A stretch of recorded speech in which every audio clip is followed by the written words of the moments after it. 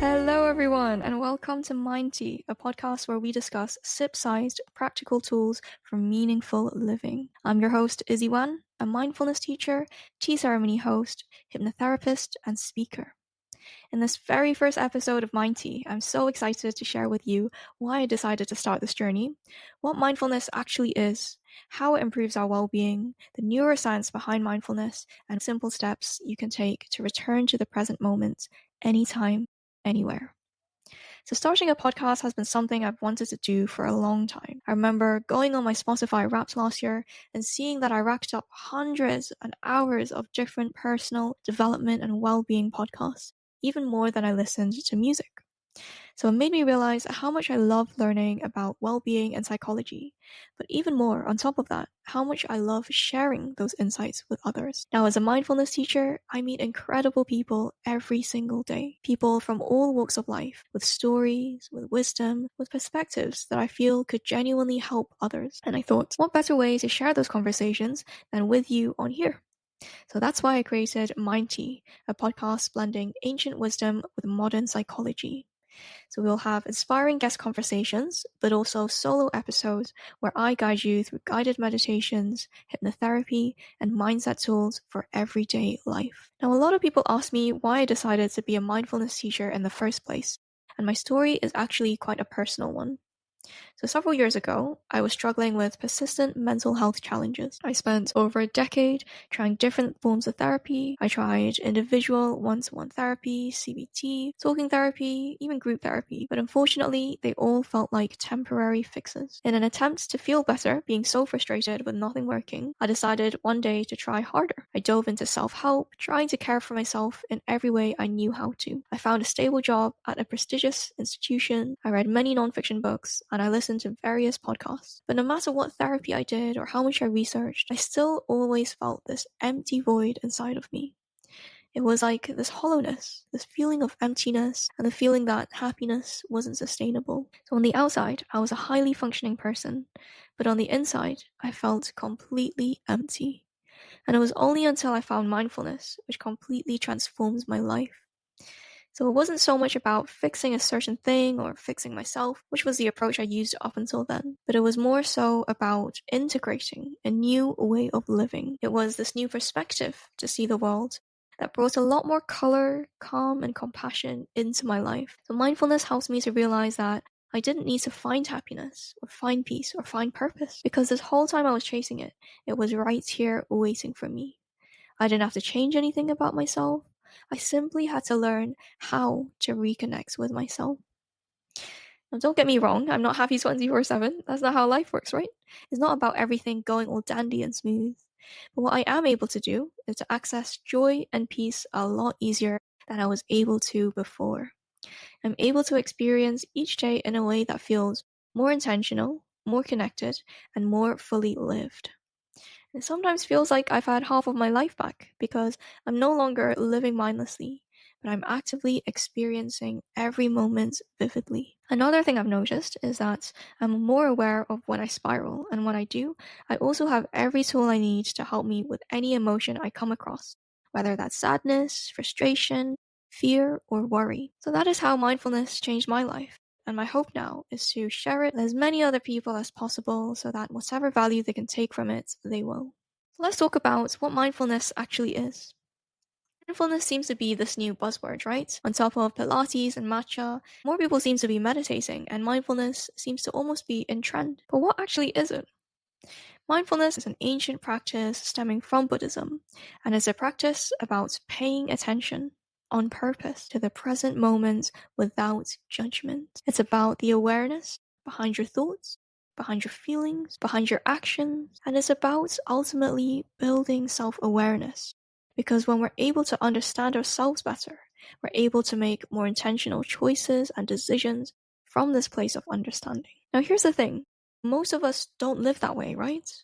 Most of us live on what we call autopilot, like a car that's been set on cruise control. We're moving, our wheels are turning, our engines are revving, but we're not actually steering. We get from point A to B, but we don't even remember the beautiful scenery along the way. And the scary thing is, whole days, weeks, and years can slip by just like that. In fact, Marks and Spencer study found that 96% of people in the UK admit to living life on autopilot. 96%. So we have a literal epidemic of non-engagement with the world and subconscious decision-making. Now, mindfulness is often described as coming out of that autopilot. It's about placing your hands back on the steering wheel. It's about noticing the sun, the birds, the mountains, and the rivers along the way. It's about enjoying the journey, not simply driving through it. So what happens when we practice mindfulness? Well, when we practice mindfulness regularly, our prefrontal cortex, which is a part of our brain linked to focus, emotional regulation, and decision-making, becomes stronger. And then we have the amygdala, which is a really small part of our brain, but it's also our brain's alarm system. It's what triggers that fight or flight reaction and what makes your heart race when you're anxious or stressed. So our amygdala begins to shrink in both activity and in size when we practice mindfulness regularly. Studies have shown that long-term meditators have a reduced amygdala even just through 8 weeks of mindfulness practice. And one of my favorite examples I've learned through an Action for Happiness course that I took is the example of Buddhist monk Matthieu Ricard, otherwise known as the world's happiest man. Scientists studied his brain using fMRI scans for several hours. And when he came out of these scans, he described the experience as being on a nice retreat. And during this time, he went through 3 long meditations in the scan, including the loving kindness meditation, which is one of the most beautiful meditations I love using in my own classes.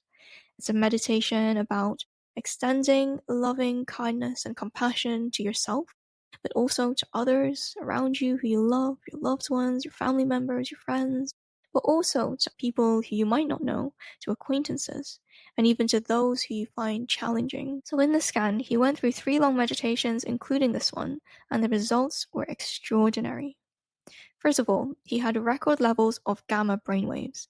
So those of you who don't know what gamma brainwaves are, they're linked to our higher cognitive function. So things like attention, learning, memory, and even states of bliss. Now, his scans also showed that his amygdala was significantly smaller and less reactive, meaning he was less triggered by stress and by fear.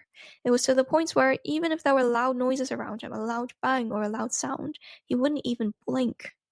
That's how calm he was. Now, for most of us, our amygdala goes off even at small fires. Things like a passive-aggressive work email, late deadlines, or even a confrontation with a loved one. And the brain perceives these things in the modern day as signals of existential threat. But in long-term meditators like Matthieu Ricard, that system is recalibrated and it rarely goes off unless there's a real existential threat.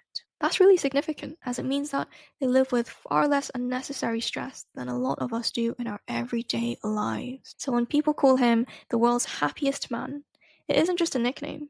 His brain physically shows us that decades of meditation had rewired him to live calmer, clearer, and more compassionate. And here's the good news. You don't need decades. You can literally start today. So how can you start today? How can you use this in your everyday life? I'm going to share with you 3 really simple tools you can start using now. So the first is something I use in my own classes as an opening ritual. You can do it in 5 minutes. And in fact, we're going to do it together. Let's do it together so you can really practice what it feels like with me. And this practice is to take 5 deep belly breaths together. So why does this work? Well, most of us breathe quite shallowly up in our chest, especially when we're anxious, when we're stressed, or when we're in states of confrontation. Our heart rate speeds up, our breath gets shallow, and we start to hyperventilate without even realizing it. And this happens because our body is in fight or flight mode. The sympathetic nervous system is activated. It's preparing our bodies to run or to fight. And how do we move from this sympathetic fight or flight state into our parasympathetic rest and digest mode? Well, one easy way to do this is through belly breathing. It's how we signal safety to the body. When we breathe deeply into our bellies, the sensation physically grounds us, but we're also activating the vagus nerve, which shifts the body into that parasympathetic mode. Our heart rate slows, our muscles release tension, and our brain starts to get the message that it's safe to relax. It's safe to return to the present moment. One way to know if you're breathing correctly is if you try this by laying down first. So when we're laying down on our beds, we very naturally breathe using the belly, and it's a lot harder to breathe using the chest. So you can start like that first, and then move upright and return to the same pattern. So let's try it together now. We're going to start off placing the hand on the lower abdomen, and then one hand on the chest. Deep belly breath in, breathing that air into the belly. And then a longer exhale out. Deep belly breath in, feeling the rise in your abdomen. And longer exhale, doing a few more in your own time. Feeling the air move in and deliberately slowing down the breath, not trying to achieve anything, or simply being with each breath as it comes and connecting with ourselves. So last deep belly breath in, make it intentional, make it count, and coming back to the now. And just notice how you're feeling, whether you feel a little differently now from when we first started. Notice how even a few deep belly breaths can help you to feel calmer, clearer, and more anchored in the now. So you can use this the next time you catch your body feeling tense, anxious, angry, or triggered. You can do it for 5 breaths if you're in a rush or you need a quick reset, 10 breaths if you're feeling particularly triggered, or you can even extend it to 5 minutes and turn it into a longer breathing meditation. Now, the second tool I'm going to introduce to you is called the 5-4-3-2-1 technique. So it's another really simple technique that brings you back into your senses and into your inner experience. How it works is you're going to notice 5 things you can see. So let's start with that, noticing 5 things you can see, and really look around you and notice what colors, textures, shapes and sizes are around you. And then you're going to notice 4 things you can feel.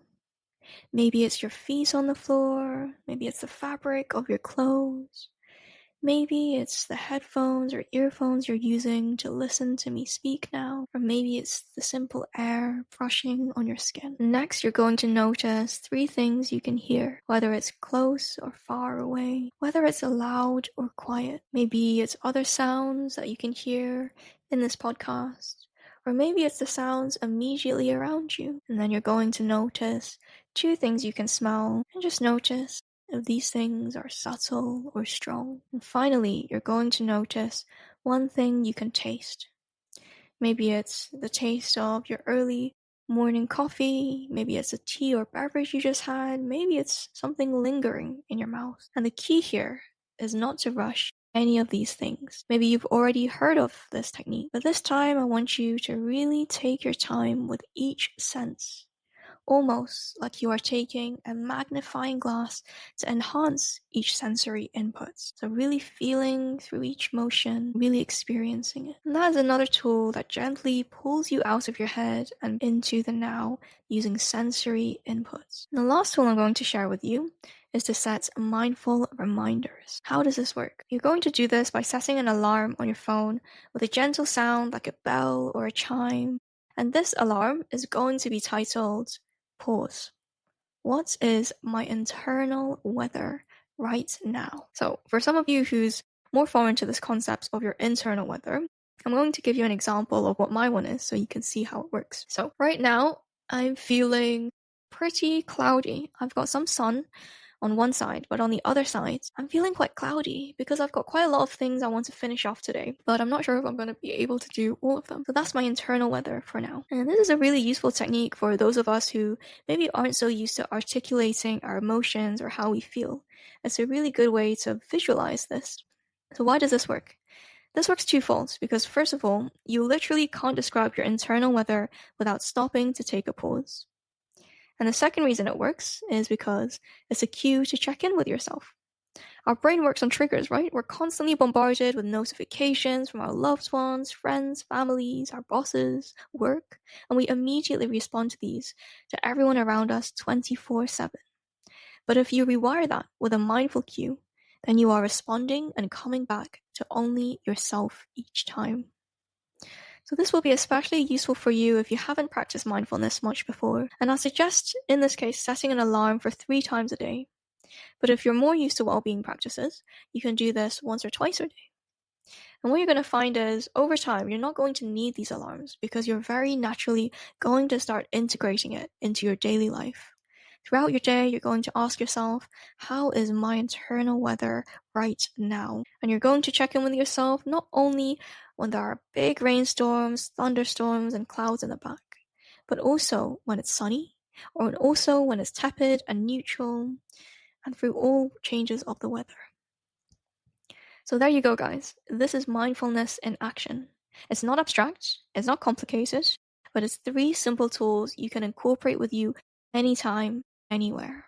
Alright, guys, this is the first ever episode of Mindtea. So if you're here, thank you for being a day one.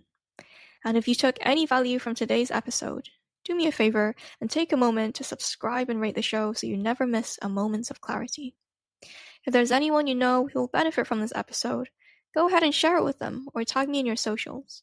I'll personally be reviewing every tag on this episode and every comment. Until next time, keep steeping in wisdom and don't forget to take a moment for yourself today, even if it's just 5 minutes.